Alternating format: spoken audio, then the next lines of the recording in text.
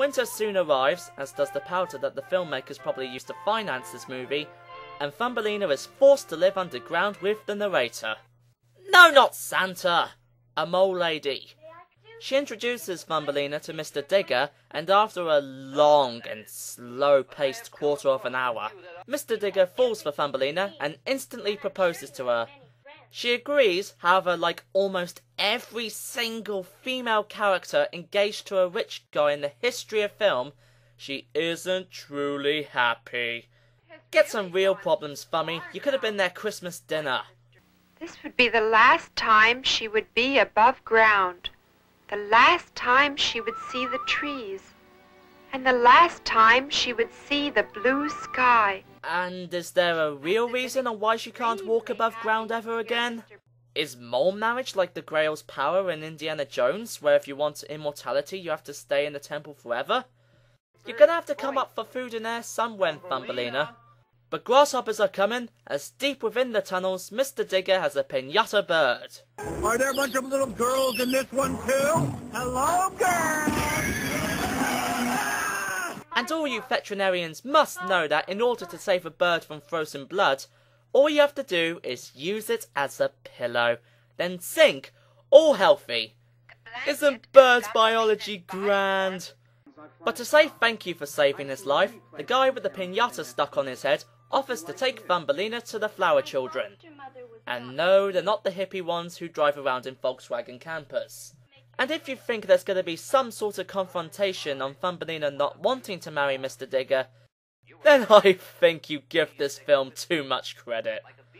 They literally just narrate to us that everyone was okay with this off-screen, with not a single bit of negative connotations or guilt trips whatsoever. Sense the dramatic tension? What's that? We realized how much we had been asking of the little girl. The world is so She needed people of her own. Also, Film Narration 101. Unless this is Winnie the Pooh, don't have your characters talk over the narrator. At the Flower Power base, Thumbelina spends a few more minutes walking around aimlessly before she is introduced to the prince. You're finally here. Our history books have said that someday the rightful queen of the flower children would come. Her name would be Thumbelina, and she would become my wife. Okay, seriously, what is it with movies and prophecies nowadays? It seems like every fantasy movie has to have one. Like the Chosen One prophecy that the Star Wars prequels pulled out their butts. Or the one that Voldemort self-fulfills in Harry Potter. Whatever happened to life is random and we all make our own destiny? Prophecies, making free will a thing of the past since legend said it would. All that is in your history books? See? Even Thumbelina thinks that this sounds totally contrived. But thanks to this so-called prophecy, Thumbelina gets married to the prince that she has known for less than 5 minutes and becomes the queen of the flower children. I hate to defend Legend Goes On, but at least in that movie, Angelica and William had to survive the sinking of the Titanic before they got married. And what does being queen of the flower children do? Well, let's see if this grand finale is anything to go by.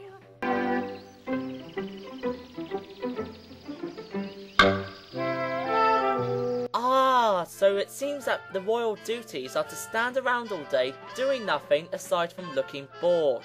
Just like the British monarchy then. Oh, by the way, if you're wondering what happened to Thumbelina's mother, then your memory of her is way better than the films. In fact, the previous time we saw her was at the 10-minute mark, crying over the fact that her little girl was gone. For all we know, she could still be weeping, alone in her house, whilst Thumbelina is having her wedding. We will stay at the other end.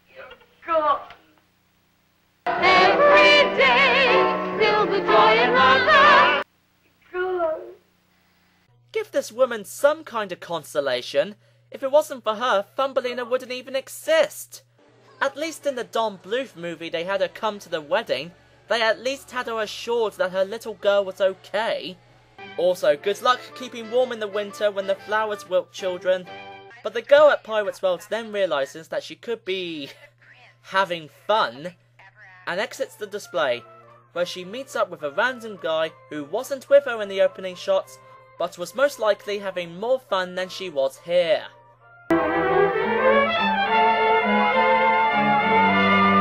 Oh, thank goodness the movie's over. So, what did I think of it? Well, to start with, oh no, I forgot you were in this movie too. But what have the children learnt from this story? Well, all I can think of is they now know to avoid the Thumbelina exhibit at Pirates World. An idea springs to their mind, however, and they run off to get the Ice Cream Bunny. Yes, he's one of the title characters in the movie, and he doesn't show up until the last 10 minutes. And as you can see, Pirates World has really let itself go since Thumbelina. In that movie, it looked somewhat decent, but now it looks like a cheap run-down fairground you get on the side of motorways. And just look at those park guests. Whoa, they're really having fun. I also like to point out that although the kids' mouths are moving, none of them seem to be emitting any noise at all.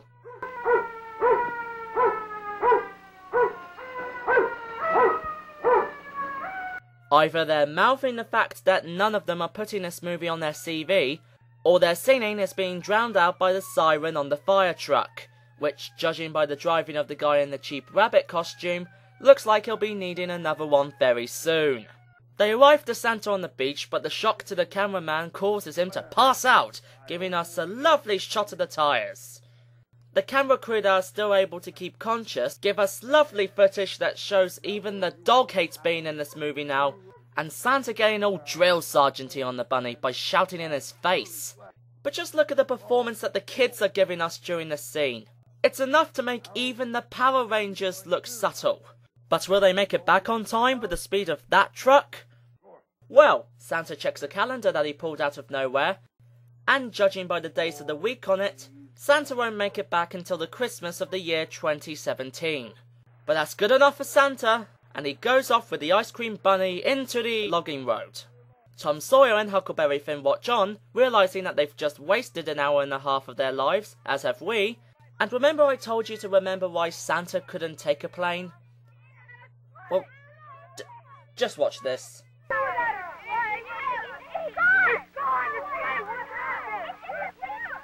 Like magic. The sleigh can teleport. You mean to tell me that we just spent an hour trying to use animals to pull your sleigh out of shallow sand, and we sit down and listen to your boring Thumbelina story and had to get a mascot that no one has ever heard of, while all this time Santa could have used his magic to get the sleigh back to the North Pole? This isn't a plot hole. This is a plot cola super deep borehole. If you had the power to do that the entire time, this movie should have gone like this. Hey, Santa, why don't you take one of those planes that's circling around up there? That might be a good idea. Problem fixed. This movie is horrible. Where do I begin with this? First, the stuff about Santa being stranded looks like it was being recorded on Cheaperscope. The ideas that the children come up with are ridiculous, aside from the one that should have ended this movie 10 minutes in. Santa can't go 5 minutes without mumbling as if he was a cast member on the Magic Voyage. The inclusion of Mark Twain characters amounts to nothing.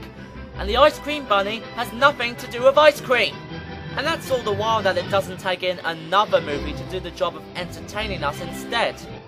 Seriously, the Thumbelina stuff is longer than the actual Santa stuff, and he's supposed to be the title character. But that's just the tip of the iceberg.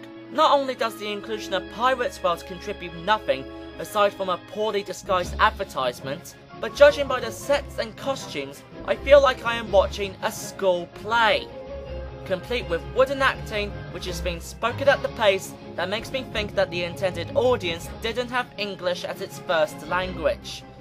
But you know what the biggest problem about the Thumbelina movie is? It was that it was just so boring. The director, Barry Maron, and I'm sorry if I pronounced his name incorrectly, actually was an American pilot during the Second World War who was shot down, became a German POW, escaped numerous times but got captured on the Checker border, before he became the manager to Errol Flynn. His life story alone sounds like a much more interesting tale to tell than what we were stuck with here. Also, if my research serves me correctly, a year after this movie came out, Pirates World went bankrupt and was closed another 2 years after that. Whether this movie had anything to do with that, I'll let you decide. Treat yourself to a nice gift this Christmas and not watch this movie. But if you feel that you have to, watch the Riff Tracks version. They at least do a better job at entertaining us than this movie does. Merry Christmas, everybody! I'm Bab Clayman 1, and now if you excuse me, I have a collection of much better movies to watch that have more to do with Christmas than this one did.